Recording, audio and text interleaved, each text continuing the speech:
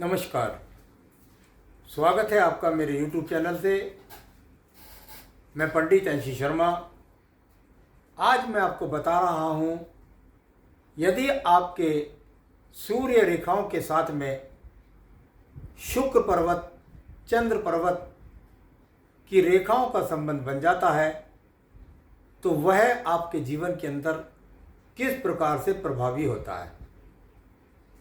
सबसे पहले बात कर लेते हैं, जैसा कि मैं हमेशा बताता रहा हूं, किसी भी क्षेत्र से कहीं से भी कोई रेखा निकल करके यदि सूर्य पर्वत से संबंध बनाती है तो वह रेखा आपके जीवन के अंतर्गत सूर्य रेखा होती है।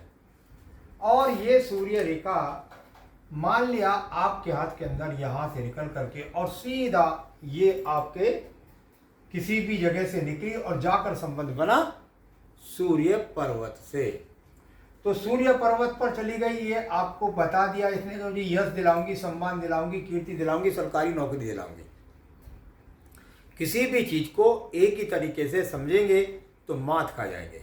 आप कहने लगे नहीं गुरुजी, आप कह रहे हैं केवल सूर्य रेखा का मतलब ही सीधा ये है कि सरकारी नौकरी। नहीं नहीं नहीं, सरकारी नौकरी नहीं, यश भी है, सम्मान भी है, कीर्ति भी है, पैतृक संपत्ति भी है। लेकिन एक रेखा स्थिर यदि पहुंच रही है तो काम की स्थिरता पक्की है। यानी चाहे व्यापार हो, बुध पर्वत अच्छा है और ये रेखा है, व्यापार बहुत अच्छा है, कीर्ति बहुत अच्छी है व्यापार में, तो उसके अंदर सम्मान, कीर्ति जो चीज पाने वाली चीजें हैं वह इस रेखा में किस प्रकार से जुड़ जाती हैं, इसको मैं बताता हूं। तो चलिए, मान लिया आपके पास ये एक रेखा है और इस रेखा के अंदर से किसी भी प्रकार से आपके पास में यहां शुक्र पर्वत से निकल करके एक शाखा जुड़ गई है। आपकी कीर्ति है, आपका सम्मान है, आपका पहचान है। उस पहचान में बहुत बड़ा योगदान है। किसका? कभी कभी ये देर से आती है विवाह होने के बाद, तब संतान का भी होता है। उस आपकी कीर्ति, आपके पहचान, आपकी चीज के अंदर संतान का या पत्नी का या ससुराल पक्ष का बहुत बड़ा सहयोग है। ठीक है, एक भाषा। दूसरा, इसकी एक शाखा का संबंध, मैंने बोला है चंद्र पर्वत 3 होते हैं, 1 2 3।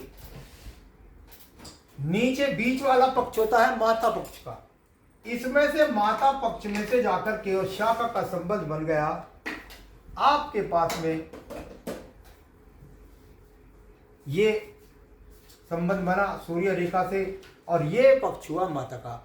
आपकी पहचान, आपकी कीर्ति में, आपकी नौकरी में आपकी माता जी का सहयोग है। क्योंकि मैंने ये दूसरा पर्वत 3 पर्वतों में विभाजित होता है ये पर्वत, तो ये इसका दूसरे पर्वत से रेखा का संबंध यदि है तो निश्चित रूप से ये प्रसिद्धि, ये कीर्ति, ये सम्मान, ये जो प्राप्त हुआ है वो आपको माता जी की वजह से प्राप्त हुआ है। या ये क्षेत्र कला का क्षेत्र भी है। आपको संगीतज्ञ है, आपको संगीत से बहुत शौक है, आपने अपनी कला को बढ़ावा दिया और उस कला के कारण आप अपनी पहचान, सम्मान बना पाए। शुक्र पर्वत है, सौंदर्य का प्रतीक है, सुंदरता का प्रतीक है, कला भी हो गई और इसमें एक रेखा इधर से भी आ गई। आप एक बहुत बड़े आर्टिस्ट हैं, आप एक बहुत बड़े कलाकार हैं, आपके पास ये कला, भाषा शैली की यदि बुद्ध अच्छा है तो उसके कारण यानी आप एक बहुत अच्छे गायक भी हैं। इसमें नीचे वाले पर्वत की रेखा का संबंध अगर नीचे से जाकर शाखा इसमें से मिलेगी तो व्यक्ति के सम्मान, कीर्ति सब कुछ है, लेकिन वो बुरे खान पान का, संगत का, अपनी व्यवहारिकता में डालकर संग बना करके बदनामियों का सामना भी करना पड़ता है। कीर्ति भी है, सम्मान भी है, लेकिन उसमें बदनामी का ठप्पा वो खुद लगाता है यदि नीचे वाले पर्वत से एक शाखा जाकर के इसके साथ में संबंध बनाती है। तो मैंने आपको बताया कि यदि आपकी भाग्य रेखा के साथ में चंद्र शुक्र रेखाओं का संबंध बनेगा तो आपको माता से, आपको संतान से, आपको कला क्षेत्र से, आपको पत्नी के सहयोग से किस किस प्रकार से उन्नति तरक्की प्राप्त होती है। आगे भी अन्य विषयों को लेकर अवगत कराता रहता हूँ। मेरे साथ जुड़े रहिए। तब तक के लिए नमस्कार।